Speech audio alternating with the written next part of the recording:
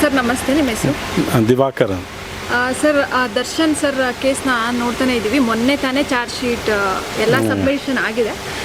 ಅವ್ರು ಮಾಡಿದ್ದು ತಪ್ಪು ಅನ್ಸುತ್ತಾ ಸರಿ ಅನ್ಸುತ್ತೆ ಸರ್ ನಮಗೆ? ಅಲ್ಲ, ಇದರಲ್ಲಿ ಇಬ್ಬರದು ತಪ್ಪಿದೆ. ನಾವು ಒಬ್ಬರ ಕಡೆ ಮಾತಾಡಲಿಕ್ಕಾಗಲ್ಲ, ಇಬ್ಬರದು ತಪ್ಪಿದೆ. ಫಸ್ಟು ಇವಾಗ ನೋಡಿ, ರೇಣುಕಾ ಸ್ವಾಮಿ ಅವರು ಒಂದು ಮದುವೆಯಾಗಿ ಒಂದು ಸಂಸಾರ ಮಾಡ್ತಿರೋ ಒಬ್ಬ ಮನುಷ್ಯ ಈ ಥರದಕ್ಕೆಲ್ಲ ಹೋಗಬಾರ್ದಿತ್ತು. ಟ್ರಿಗರ್ ಮಾಡಿರೋದ್ರಿಂದ ನಾನು ಇಷ್ಟೆಲ್ಲ ಆಗಿದ್ದು. ಅವ್ರ ಕಡೆದು ತಪ್ಪಿದೆ. ಬಟ್ ನೆಕ್ಸ್ಟು ಕರೆದಿದ್ದು, ಗಲಾಟೆ ಮಾಡಿದ್ದು ಅದೆಲ್ಲ ಇದ್ದೇ ಇರುತ್ತೆ, ಕಾಮನ್ನು. ಬಟ್ ಕೊಲೆ ಮಾಡಿದ್ದಂತೂ ಭಾಳ ದೊಡ್ಡ ತಪ್ಪು. ಕೊಲೆ ಆಯಿತು, ಯಾಕಾಯಿತು, ಏನಾಯಿತು ಅಂತ ನಾವು ನೋಡ್ತಾನೆ ಇದ್ದೀವಿ 3 ತಿಂಗಳಿಂದ. ಎಲ್ಲ ಅವ್ರದ್ದೆಲ್ಲ ಏನೊಂದು ಅಮೂಲಲ್ಲಿ ಇರ್ತಾರೆ, ಮಾಡ್ತಾರೆ, ಆಗೋಗಿದೆ. ಸೊ ಇದರಿಂದ ಅವ್ರದ್ದು ತಪ್ಪಿದೆ, ಇವ್ರದ್ದು ತಪ್ಪಿದೆ. ಒಬ್ಬರ ಮೇಲೆ ದರ್ಶನದೇ ಪೂರ್ತಿ ಅವ್ರು ಎಂತ ಹೇಳೋಕ್ಕಾಗಲ್ಲ. ಬಟ್ 2 ಕಡೆಯಿಂದನೂ ತಪ್ಪಾಗಿದೆ. ಬಟ್ ಮೀಡಿಯಾದವ್ರು ಯಾಕೆ ಇಷ್ಟೊಂದು ಪ್ರತಿದಿನ ಟಿ ವಿ ಹಾಕಿದಾಗೆಲ್ಲ ಇಷ್ಟೊಂದು ಫೋಕಸ್ ಮಾಡ್ತಾ ಇದ್ದಾರೆ ಅಂತ ಅರ್ಥ ಆಗಲ್ಲ ನಮಗೆ. ನಿಜವಾಗ್ಲೂ ಖುಷಿ. ಇನ್ನೊಂದು ಏನಂದರೆ ಸರ್, ನಾವು ಸೊಸೈಟಿಲಿ ಗಮನಿಸ್ತಾ ಬರ್ತೀವಿ, ರೇಪ್ಗಳಾಗಿರ್ಬೋದು, ವುಮೆನ್ ಮೇಲೆ ಹರಾಸ್ಮೆಂಟು ಎಲ್ಲ ತುಂಬ ನಡೀತಿದೆ.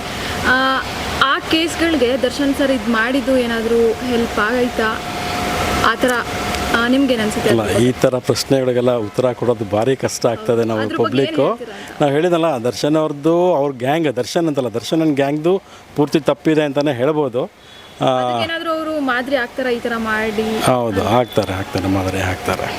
ನಿನ್ನೆಯಿಂದ ಇನ್ನೊಂದು ಕೇಸ್ ಏನಂದರೆ ವೈರಲ್ ಆಗ್ತಿದೆ ಸೋಷಿಯಲ್ ಮೀಡಿಯಾದಲ್ಲೆಲ್ಲ. ಪವಿತ್ರ ಗೌಡ ಮತ್ತು ದರ್ಶನ್ ಅವರ ಚಾಟಿಂಗ್. ದರ್ಶನ್ ಸರ್ ಅವ್ರಿಗೊಬ್ರು ಹೆಂಡತಿ ಇದ್ರು ಕೂಡ ಈ ಥರ ಮಾಡಿದ್ದು ಎಷ್ಟರ ಮಟ್ಟಕ್ಕೆ ಸರಿ ಅಂತ ಎಲ್ಲ ಚರ್ಚೆ ಆಗ್ತಿದೆ ಸೋಷಿಯಲ್ ಮೀಡಿಯಾದಲ್ಲಿ. ಅದ್ರ ಬಗ್ಗೆ ಏನು ಹೇಳ್ತೀರಿ? ಇಲ್ಲ, ಇದು ಅವ್ರವ್ರದ್ದು ಪರ್ಸನಲ್ಲು. ನೋಡಿ, ಸಮಾಜದಲ್ಲಿ ಎಲ್ಲ ವ್ಯಕ್ತಿಗಳದೂ ಏನಾದರೂ ಒಂದು ಇದ್ದೇ ಇರುತ್ತೆ, ತಪ್ಪು ಕೆಲಸಗಳು ಇದ್ದೇ ಇರುತ್ತೆ. ಬಟ್ ಇದು ಪೀಕಿಗೆ ಹೋದಾಗ ಇದು ಇಷ್ಟೊಂದು ಡಿಸ್ಕಸ್ ಮಾಡೋವಂಥ ಅವಶ್ಯಕತೆ ಇಲ್ಲ ಸೋಷಿಯಲ್ ಮೀಡಿಯಾದಲ್ಲಿ. ಅದು ಅವ್ರವ್ರ ಪರ್ಸನಲ್ ಅದು.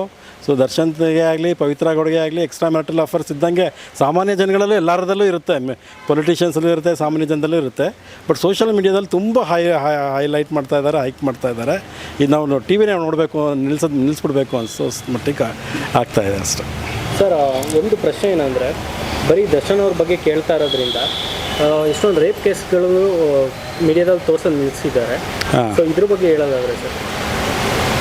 ಹೌದಾ, ಇದಾದ್ಮೇಲೆ ರೇಪ್ ಕೇಸ್ ಮಾತಾಡೋದು ನಿಲ್ಲಿಸಿದ್ದಾರೆ ಅಂತ ಅಥವಾ ಮಾತಾಡೋದು ಸರ್ ಎಷ್ಟೊಂದು ಆದ್ರೂ ಅಲ್ಲಲ್ಲೇ ಮುಚ್ಚಿ ಹೋಗ್ತಿರುವಂಥದ್ದು ಕಾಣಿಸ್ತಿದೆ. ಇಲ್ಲ, ಹೌದು. ಕೆಲವು ಎಷ್ಟೋ ರೇಪ್ ಕೇಸಸ್ಸು ಇದೆಲ್ಲ ನೋಡಿ, ಪೊಲಿಟಿಕಲಿ ಮೋಟಿವೇಟೆಡ್ ಆಗಿರುವಂಥದ್ದು, ಆ ಪೊಲಿಟಿಕಲ್ ಪಾರ್ಟೀಸ್ ಇನ್ವಾಲ್ವ್ ಆಗಿದ್ದರೆ ಅದು ಮುಚ್ಚೋಗ್ಬಿಡುತ್ತೆ. ಅದು it is anti ruling government ಪಾಲಿಟಿಕ್ಸ್ದಲ್ಲ ಆದರೆ ಹೈಲೈಟ್ ಆಗುತ್ತೆ.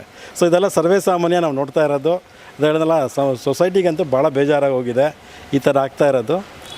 ಇದ್ರ ಬಿಟ್ಟರೆ ಬೇರೆ ಏನೋ ಕಾಮೆಂಟ್ ಮಾಡೋಕ್ಕಾಗಲ್ಲ ನಾವು, ಬಿಕಾಸ್ ಇಟ್ಸ್ ವೆರಿ ಕ್ರಿಟಿಕಲ್.